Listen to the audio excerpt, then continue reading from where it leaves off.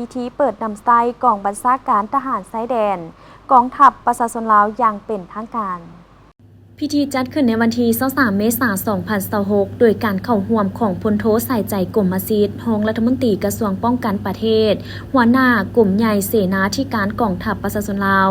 พลเอกเหวียนเติ้นเกืองรองรัฐมนตรีกระทรวงป้องกันประเทศสสเวียดนามหัวหน้ากลุ่มใหญ่เสนาธิการกองทัพประชาชนเวียดนามมีบรรดาสหายผู้ต่างหน้าคณะนำห้องว่าการศูนย์กลางภาคห้องว่าการสำนักงานนายกรัฐมนตรีและภาคส่วนที่เกี่ยวข้องเข้าร่วม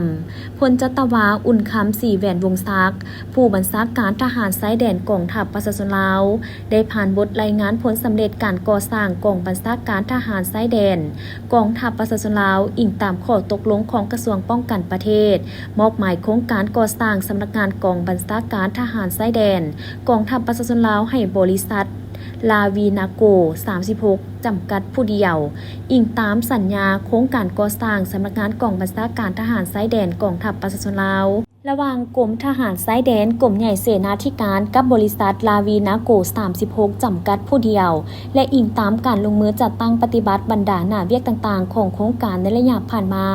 ฮอดปัจจุบันได้สำเร็จซึ่งเป็นอาคารแบบถาวรมีเนื้อที่ดินทั้งหมด 3.2 เฮกตาร์ประกอบมีตึกอาคารสำนักงานกองบัญชาการหาสั้นสโมสร1 หลังอาคารห้องการหมวดก่อสร้างหมวดขนส่งหมวดสื่อสารและหมวดกฎหลับ